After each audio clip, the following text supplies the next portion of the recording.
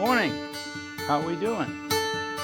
Born and raised October 24th, 1939, South Portland, Maine. Today, we travel to a place that celebrates courage and sacrifice, culminating in the creation of the Maine Military Museum. Now come on in here.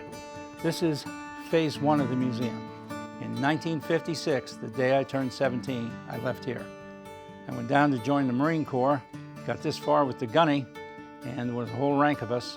And he said, "Gentlemen, you take that oath, you're Marines." And I looked around, nah, it's not for me.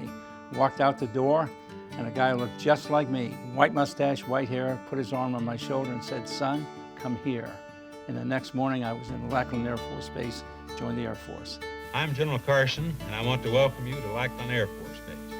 Now over here, that's me when I was 17 years and 1 week old. When I joined, got out of boot camp, and there were 80 men on my flight, and only 6 of us got stripes, so I was very proud of that. Well, then I asked the sergeant, "Where am I going?" He said, "You're going to Wright-Patterson, Dayton, Ohio." And I said, "What am I going to do?" He said, "I don't give a damn. When you get there, you'll find out." This is what I did. That's the Atlas missile behind it. That's all burned down, gone to the ground, but that's when I got my second stripe. So I got there, and I was a unit called Orientation Group, and it was a place for POWs who had survived the war. And this goes back to my training days at Wright-Patterson with the Orientation Group. So here I am in 1957, and with all these gentlemen, and out of 280 men on my squadron, 80 of them were former prisoners of war. 20 of them from the Bataan Death March in the South Pacific. And so I'm 17 years old, and I'm listening to all these guys talk and tell their stories, and it was a wonderful education for me. This is my newest and biggest exhibit, and it's all Desert Storm, Gulf War, Iraq, Afghanistan, and it's all real and it's all been donated. In 1943, before my father was shipping out for the South Pacific, I tried to take the ribbons off his uniform. So I've always had an interest. And then I started collecting military patches. Last flight suit I ever wore, I ended up with over 15,000 military patches. And you see, you have to have a call sign. And I got a choice, either Chatty Cathy or Magpie, so I took Magpie. And Magpie's a bird that never shuts up, so that's why I got the call sign for it. And that patch is from 1957.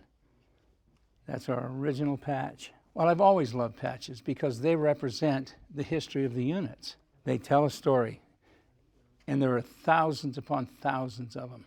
And then came the POWs. To start off, every hat and helmet you see up here belongs to a POW, either before they were shot down or after they came home. And this is Larry Chesley. He'd been a prisoner 3 years before he got his first package, and in the package were a pair of sweat socks. And he said, "Lee, my feet never got cold, but my head froze." He stole a razor blade, he made his own needle and thread, and he made a hat out of the socks. It's pretty neat. So come on, let's come over and see the other part of it. Meet Admiral Gus Kinnear, one of my heroes. He's since passed away. He's one of only 4 men in the 20th century who went from an E1 right after Pearl Harbor. He quit high school, joined the Navy, and go to 4 stars without ever having a high school education. That's his combat uniform, his dress uniform. And the sad part is his daughters were going to throw all this in the trash until Gus found me. That's a shame. Now come on down here. All prisoner of war. One day I'm in my office in Northern California, and a gentleman walked through the door, and he said, "You don't know me, but you're going to wanna." And he smiled and he introduced me. He said, "I'm Ray Merritt, and I was a prisoner for 7.5 years in Vietnam. And I understand that you do things and have an interest." And so he pulled out the bracelets, because that's all I had at the time was POW bracelets, and I still have over 2,000 of them. And then he gave me a book, and he said, "Lee, this is the Bible." He said, "You protect it with your life." And he was serious. He said, because it has the name, address, phone number, emails of every living POW and those who have passed on. And he said, it's very privileged information. He said, but you use it. So I was thrilled. A couple days later, I called the first POW, and I'll never forget him. I cannot use the language he used at me on the phone as to how I got his phone number, but he was violently upset. And then I said, he said, where did you get this? And I said, from Ray Merritt. He said, Ray, what do you need? And a week later, a box came in the mail, never forget it, about yay big. POW uniforms, paraphernalia, everything that he had. And I ended up, slowly but surely, the POWs came to trust me to the point that to this day, they gave me a title that I will put on my gravestone, if I have one, which is Keeper of the Flame, because I've told their story. 80% of everything that came out of Hanoi in 1973, I personally own. I have some of it on loan to the Smithsonian, some of it to Wright-Patterson, some of it that I had out at the Nixon Library. I've always tried to share it, but only on loan because I protect their things. But the largest collection of it is here in this museum.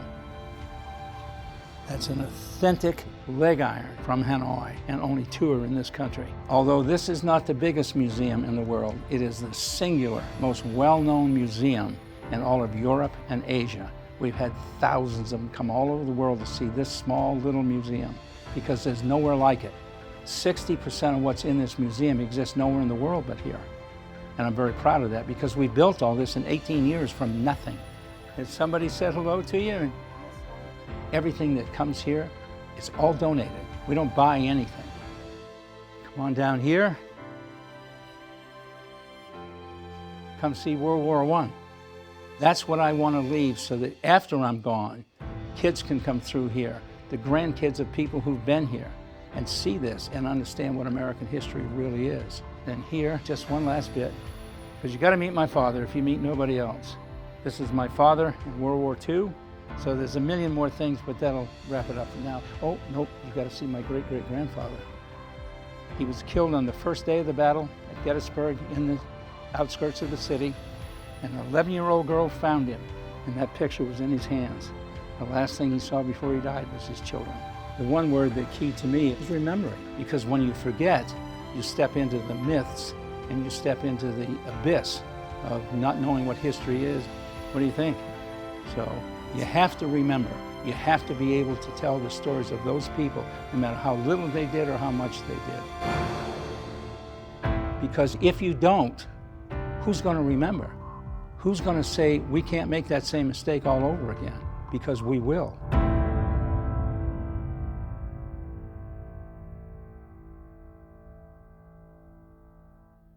And that's the end of my story.